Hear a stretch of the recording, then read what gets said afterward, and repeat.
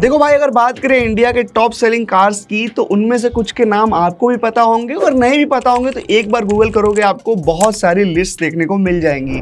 लेकिन यार, इंडिया में सबसे कम बिकने वाली गाड़ियां कौन सी हैं, ये मैं पूछूं तो शायद आपको थोड़ा सा सोचना पड़ जाए और बहुत सारे लोग इसके बारे में बात नहीं भी करते हैं। लेकिन आज मैं आपको बताने वाला हूं कि कौन सी ऐसी गाड़ियां हैं जो कि इंडिया में बहुत ज्यादा संघर्ष कर रही हैं कस्टमर्स को खोजने के लिए। शोरूम में वो गाड़ियां खड़ी हैं लेकिन उन्हें घर कोई ले जाने को तैयार नहीं है। तो इन गाड़ियों के बारे में डिटेल में आज बात करेंगे। ऐसी 10-12 गाड़ियों की एक लिस्ट है और एंड तक रुकोगे ना तो कुछ ऐसे सरप्राइजिंग बोनसेस भी बताऊंगा जिनके बारे में आपने सोचा भी नहीं होगा कि इन गाड़ियों का ऐसा हाल हो सकता है। मेरा नाम अर्पित है, आप देख रहे हैं हार्डवायर ऑटो। चलिए भाई, इंडिया के लीस्ट सेलिंग कार्स को एक्सप्लोर करते हैं। देखो, जो पहली गाड़ी रहने वाली है वो है सिट्रोएन की C3 हैचबैक। देखिए, ये जो गाड़ी आई थी इंडिया में तो मुझे भी पर्सनली जो ये लोग ऑफर कर रहे थे चीजें उस प्राइस रेंज में, वो डिसेंट लगा था, सब कुछ अच्छा था। लेकिन सेल्स और सर्विस नेटवर्क इस तरह से एक्सपैंड नहीं कर पाए और जो कस्टमर्स है ना उनको वाव फैक्टर नहीं मिला इनकी कुछ गाड़ियों में, और जिसकी वजह से इसकी जो सेल्स फिगर्स हैं वो बहुत ज़्यादा डाउन है। लास्ट मंथ यानी अगस्त 2025 में इस गाड़ी की सिर्फ और सिर्फ 322 यूनिट्स बिकी हैं। और आज ये जितनी भी गाड़ियां मैं बताने वाला हूं ना, इनमें से ये टॉप सेलर है। तो आगे आने वाले नंबर्स और भी बहुत ज़्यादा आपको सरप्राइज करने वाले हैं। तो यहाँ पर इसका रीज़न मेरे को तो यही समझ में आता है कि इस प्राइस रेंज पे आपको स्विफ्ट, टियागो जैसी बेहतरीन वैल्यू फॉर मनी गाड़ियां देखने को मिल जाती हैं और जिन पर कहीं ना कहीं लोगों का ट्रस्ट भी काफी टाइम से बना हुआ है। इसलिए लोग C3 को अपनाने से थोड़ा कतरा रहे हैं। आपका ओपिनियन क्या है जरूर बताइएगा कमेंट्स में। तो भाई, सेकंड कार जो हमारी लिस्ट में है वो रहने वाली है स्कोडा कॉर्डियक। ये एक 7 सीटर SUV है भाई, बहुत ही ज्यादा प्रीमियम गाड़ी है, काफी ज्यादा फीचर लोडेड भी है। लेकिन सैडली ये भी बायर्स अट्रैक्ट करने में फेल हो रही है। फिलहाल अगस्त 2025 की बात करें तो सिर्फ और सिर्फ 75 यूनिट इस गाड़ी के सेल हुए हैं, जो कि कहीं ना कहीं अनफॉर्चुनेट है भाई। बढ़िया गाड़ी है ये। हालांकि यहाँ पर अगर बात करें इसके प्राइसिंग वगैरह की तो उसको देखते हुए ये राइवल करने लगती है MG ग्लॉस्टर, टोयोटा फॉर्च्यूनर वगैरह की।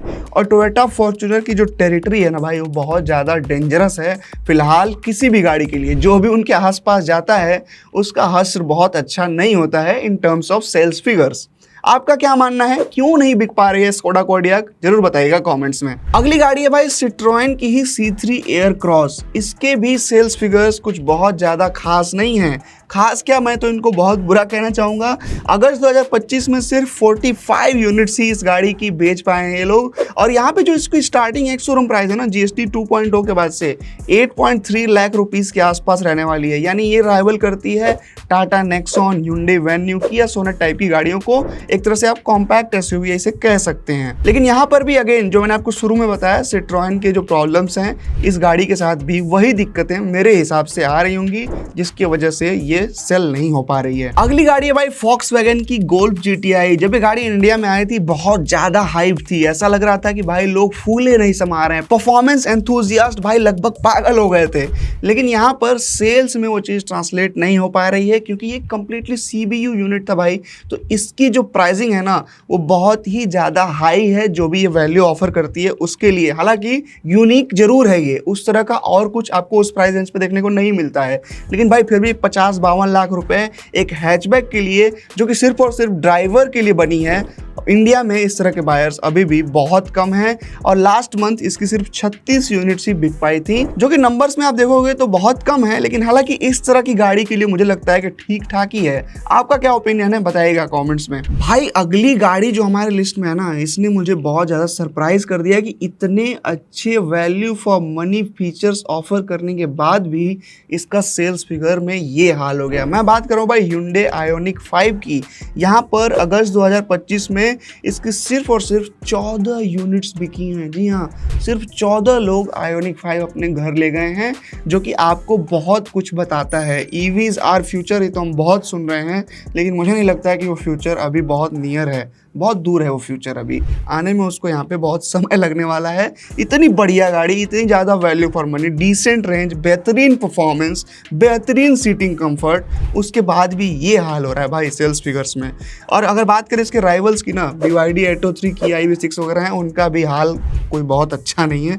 अभी मैं आपको आगे वीडियो में बताने वाला हूँ। अभी थोड़ी देर पहले मैं कह रहा था ना कि फॉर्च्यूनर की टेरिटरी में आना बहुत खतरनाक साबित हो सकता है। इसका सबसे बेहतरीन रिसेंट एग्जांपल है MG की ग्लॉस्टर। देखो कुछ इश्यूज आए थे उस गाड़ी में, लेकिन इतने भी बड़े इश्यूज नहीं आए थे ना जिस तरह से वो गाड़ी फ्लॉप हो रही है। लास्ट मंथ सिर्फ 13 यूनिट्स बिकी हैं भाई MG ग्लॉस्टर की। क्या प्रीमियम फील देते हैं वो लोग, फीचर लोडेड केबिन है, रोड प्रेजेंस भी ठीक है, बढ़िया है। मैं ये नहीं कहूँगा कि बहुत ही यूनिक और शानदार है, लेकिन हाँ अपने आप में एक अच्छी आप पैकेज उसे बोल सकते हो डेफिनेटली, क्योंकि बहुत ही लग्जूरियस काइंड ऑफ फील आपको उसके केबिन में आता है, इसमें कोई डिनायल नहीं है। लेकिन यहाँ पर एक चीज़ जो उसके फेवर में काम नहीं कर रही है वो यही रहने वाली है भाई, फॉर्च्यूनर से दुश्मनी। फॉर्च्यूनर के ठीक सामने आप आकर के खड़े होंगे तो फिलहाल आप टिकने नहीं वाले हो इंडियन मार्केट में, ये इसके सेल्स फिगर्स में दिख रहा है साफ साफ। अब हमारे लिस्ट में एक और जर्मन गाड़ी आ गई है, Volkswagen की टिगुआन R लाइन। देखो भाई लास्ट मंथ टिगुआन के सिर्फ और सिर्फ 8 यूनिट्स बिके हैं, ये अपने आप में बहुत कुछ कहते हैं भाई। गाड़ी भले ही बहुत अच्छी है, नो डाउट अबाउट इट, लेकिन बायर्स को उसमें वैल्यू नहीं दिख रहा है। जिस प्राइसिंग पे वो आ रही है लगभग 45 लाख रुपए, वो बहुत ज़्यादा है। यहाँ पे CBU है मुझे पता है, लेकिन फिर भी इतने ज़्यादा प्राइसिंग पे और भी बेहतर विकल्प जनता को दिख रहे हैं, जिसके साथ वो लोग जाना ज़्यादा पसंद कर पा रहे हैं। भाई ये जो गाड़ी है ना, इसके लिए मुझे पर्सनली बहुत बुरा लग रहा है, क्योंकि जब ये लॉन्च हुई थी इंडिया में तो मैं बहुत ज़्यादा एक्साइटेड था। इस सेगमेंट में एक यूनिक प्रोपोजिशन लेके आई थी अपने साथ में, काफ़ी ज़्यादा यूनिक लुक्स थे इसके, डिज़ाइन वगैरह भी बहुत अच्छा था, फीचर सेट भी प्राइस के हिसाब से उस समय भी ठीक थे, और GST रिडक्शन के बाद से तो एक बेहतरीन वैल्यू फॉर मनी कार बन गई है। उसके बाद भी यार बायर्स को खोजना इस गाड़ी के लिए बहुत ज़्यादा मुश्किल काम हो रहा है। मैं बात कर रहा हूँ Citroën Basalt की। यहाँ पर लास्ट मंथ सिर्फ इसके 7 यूनिट्स बिके हैं। क्या सिर्फ 7? जी हाँ, 5 और 2 7।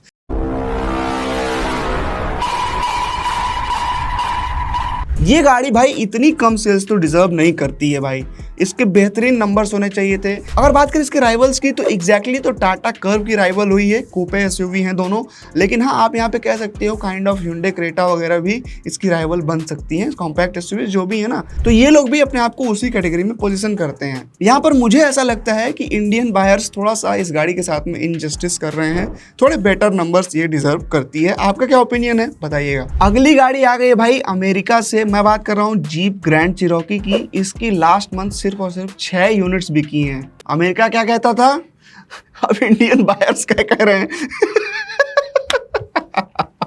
इसकी जो एक स्टार्टिंग एक शोरूम प्राइस है ना, वो 63 लाख रुपीज एक शोरूम है, जो कि आई फील बहुत ज़्यादा है भाई। आप CBU लेकर के आ रहे हो, बहुत ही प्रीमियम ग्लोबली सक्सेसफुल प्रोडक्ट आपका है, लेकिन इंडिया में ये चीज़ नहीं चलने वाला है भाई। इतनी ज़्यादा प्राइसिंग पे इस चीज़ के खरीदार बहुत कम ही हैं, और आई थिंक कि ये 6 यूनिट्स जो गई हैं अगस्त में, वो इससे ज़्यादा मुझे नहीं लगता कि होने वाला है इस गाड़ी के लिए। तो I don't feel really bad about this car. लेकिन हाँ, और जो गाड़ियाँ थी लिस्ट में उनके बारे में मुझे थोड़ा बुरा लग रहा था। अब बात करते हैं भाई हमारे लिस्ट के टॉपर्स की। देखिए पहले टॉपर का नाम मैं आपको बताना चाहता हूँ। पहला जो हमारे लिस्ट का टॉपर है, जिसने लास्ट मंथ सिर्फ और सिर्फ 0 यूनिट्स सेल किए थे, यानी मतलब सेल हो ही नहीं रही है इन गाड़ियों की। इस लिस्ट में नाम बहुत सारे हैं। सबसे पहले मैं आपको बताना चाहता हूँ Citroën की C5 एयरक्रॉस। देखिए भाई ये गाड़ी कहीं ना कहीं एक बेहतरीन स्पेक और फीचर सेट आपको ऑफर करके दे देती है, लेकिन इंडियन बायर्स को पसंद नहीं आ रही है भाई, और लास्ट मंथ इसके सेल्स फिगर्स 0 थे।